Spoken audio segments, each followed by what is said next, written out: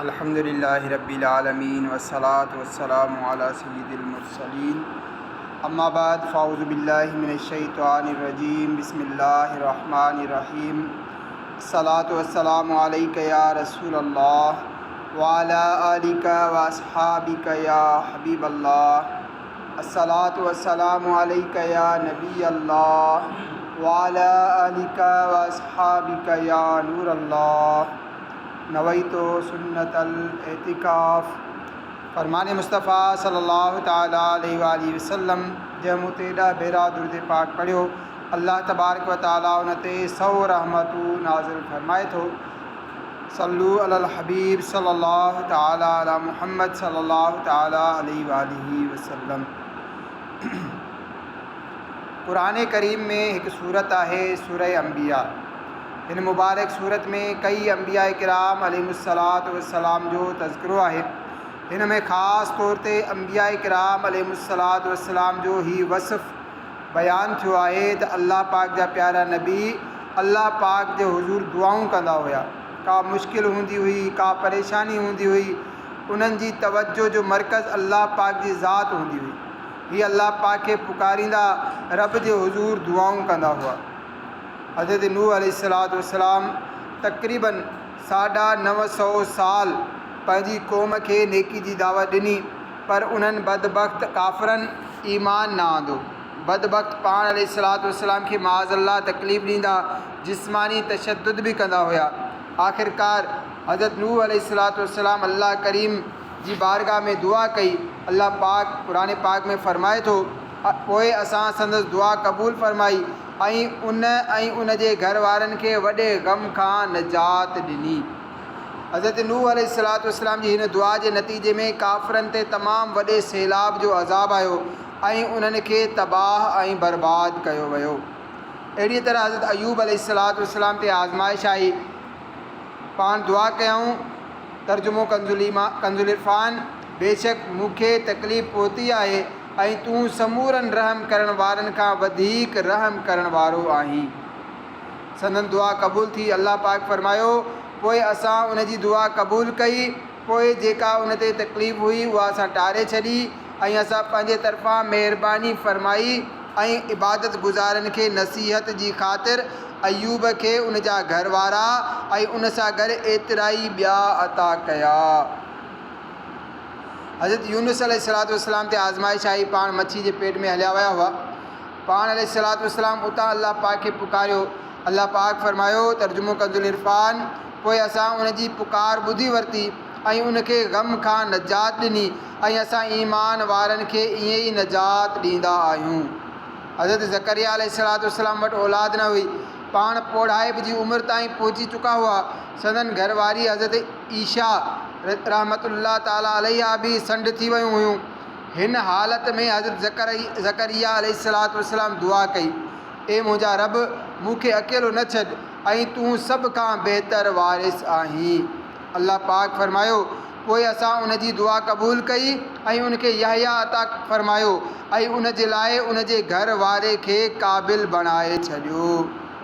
पोइ उन जे लाइ उन जी घरवारीअ खे क़ाबिल बणाए छॾियो।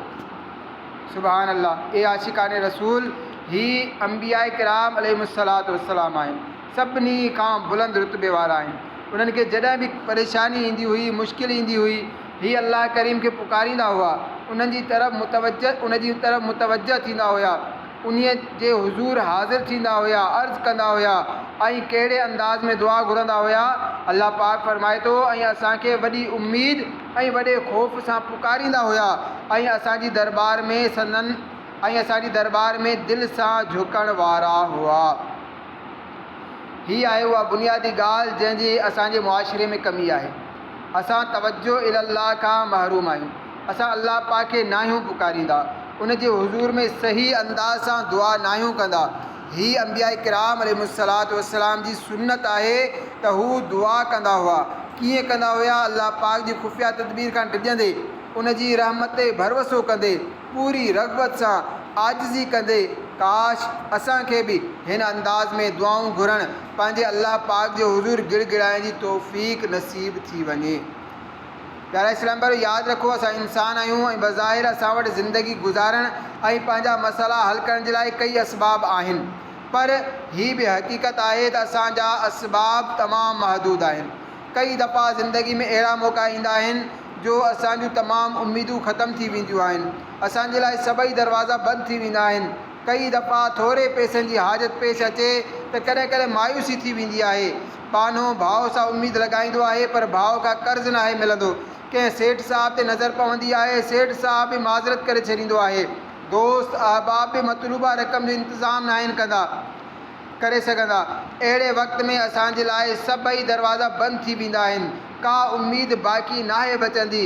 इंसान मायूसी जो शिकार थियणु लॻंदो आहे, पर थोरो गौर कयो, जॾहिं सभई उमेदूं टुटी पवनि उन वक़्त बि हिकु उमेद बाक़ी हूंदी आहे। जॾहिं सभई दरवाज़ा बंदि थी वञनि उन वक़्त बि हिकु दरवाज़ो खुलियलु हूंदो आहे ऐं उहो दरवाज़ो मुंहिंजे रब करीम जो दरवाज़ो आहे। बादशाहनि जा दरवाज़ा बंदि थी वेंदा आहिनि, मुंहिंजे रब करीम जो दरवाज़ो कॾहिं बंदि नाहे थींदो। माण्हू साथ छॾे ॾींदा आहिनि, दोस्त अहबाब मुंहुं फेरे छॾींदा आहिनि, भाउ भाउ खां परे भॼंदो आहे, पर मुंहिंजो प्यारो पाक अल्लाह अज़्ज़ वजल पंहिंजे ॿारनि खे मायूस नाहे कंदो। उन जे दरवाज़े ते नेकोकार अचे उनखे नवाज़ींदो आहे, गुनहगार अचे उन जी झोली भरे छॾींदो आहे। हिकु अमीर शख़्स हुयो, पंहिंजी गाॾी, पंहिंजो बंगलो, सुठो कारोबार ऐं अल्लाह पाक जो ॾिनल सभु कुझु हुयो। हिकु ॾींहुं शाम जो घर आयो, ॿारनि सां कुझु वक़्तु गुज़ारियो, शाम जी मानी खाधी, पंहिंजा ज़रूरी कम पूरा कया, राति थी वई। सुम्हण जो वक़्तु थियो त नरम ऐं मुलायम बिस्तर ते लेटी पियो, पर हैरत जी ॻाल्हि इहा हुई जो अॼु नरम बिस्तर ते खेसि निंड न पे आई। निंड बि अल्लाह पाक जी नेमत आहे, जंहिंखे हू अता करे उनखे ई नसीब थींदी आहे। उहो अमीर शख़्स देरि ताईं पासा मटाईंदो रहियो, पर पोइ बि निंड अचण जो नालो न पई वठे। काफ़ी वक़्तु गुज़री वियो, आख़िर उन सोचियो हिते बि त फ़ारिग लेटियो पियो आहियां, छो न ॿाहिरि जी ताज़ी हवा झटे अचां। हीअ सोचे उन गाॾी कढी ऐं ॿाहिरि निकिरी वियो। को कमु त हुयो ई न, ईअं ई हेॾां होॾां घुमंदो रहियो। हलंदे हलंदे हिकु हंधि उनखे मस्जिद नज़र आई। दिलि में ख़्यालु आयो त हूअं बि घुमी फिरी रहियो आहियां, छो न मस्जिद में हलियो वञा। जीअं त उन गाॾी पार्क में बीहारी ऐं मस्जिद में दाख़िल थियो, वुज़ू कयईं ऐं मस्जिद जे हाल जी तरफ़ वधियो। हलंदे हलंदे ओचितो उन जा क़दम रुकिजी विया। सॼी मस्जिद ख़ाली हुई, पर हिकु कुंड मां आहिस्ते रोइण ऐं सुॾकण जो आवाज़ु अची रहियो हो। अमीर शख़्स ॾिठो त को ग़रीब हो, उहो हथु खणी दुआ घुरी रहियो हो। अखियुनि मां ॻोढ़ा वही रहिया हुया ऐं हू रोई अल्लाह पाक जी बारगाह में अर्ज़ु करे रहियो हो, ए अल्लाह पाक, मुंहिंजी धीउ बीमार आहे, डॉक्टर ऑपरेशन जो चयो आहे, मूं ग़रीब वटि पैसा किथां अचनि। ए रब करीम, तूं असबाब ठाहिण वारो आहीं, मूं ग़रीब जी हालत ज़ार ते रहमत जी नज़र फरमा। उहो अमीर निंड न अचण जो सबबु सम्झी वियो।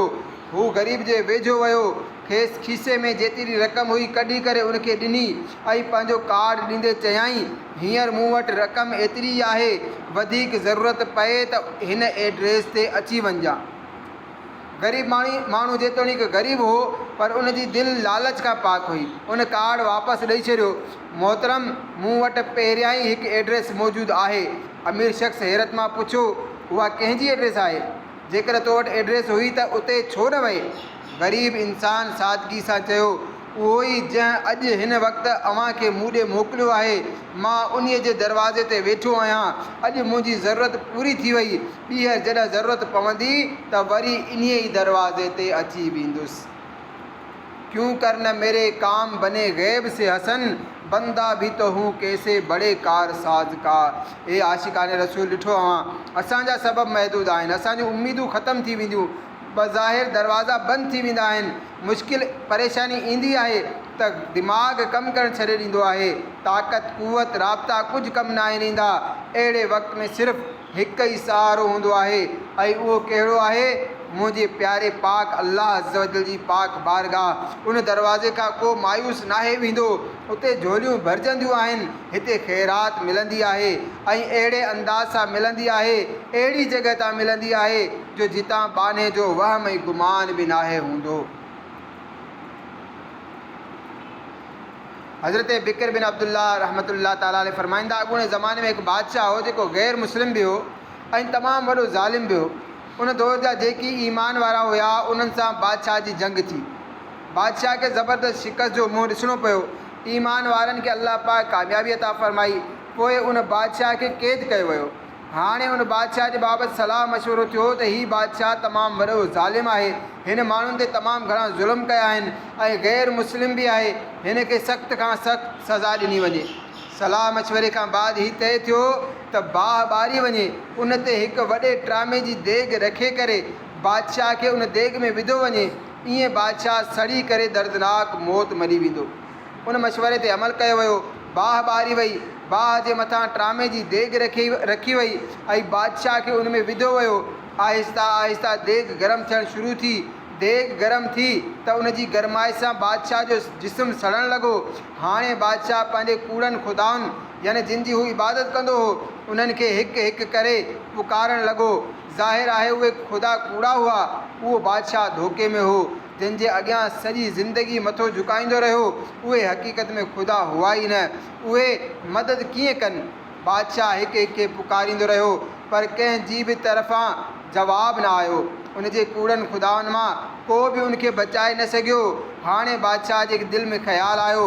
बादशाह आसमान ॾे निगाह खईं ऐं बुलंद आवाज़ सां पढ़णु शुरू कयाईं, ला इलाहा इल्लल्लाह, ला इलाहा इल्लल्लाह। यानी उहो बादशाह पंहिंजे किरदार सां पंहिंजे अमल सां ही इज़हार करे रहियो हो त ए अल्लाह पाक, मां सॼी ज़िंदगी धोखे में रहियुसि, मां शिरक में मुब्तला रहियुसि, मां कूड़नि खुदाउनि खे तुंहिंजो शरीक कंदो रहियुसि, मां कूड़नि खुदाउनि जे अॻियां सजदे में झुकंदो रहियुसि, पंहिंजी पेशानी उन्हनि जे अॻियां झुकाईंदो रहियुसि। पर ए रब करीम, ए हक़ीक़ी रब करीम, अॼु मां सम्झी चुको आहियां इहे सभई कूड़ा हुआ।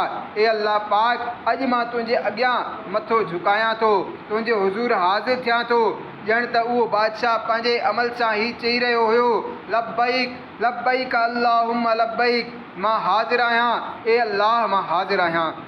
मां शिरक खे छॾियां थो, मां कुफ़र खे छॾियां थो ऐं मां पंहिंजे बातिल अक़ीदनि खे छॾे करे तुंहिंजी बारगाह में हाज़िर थी करे इक़रार कयां थो, ला इलाहा इल्लल्लाह।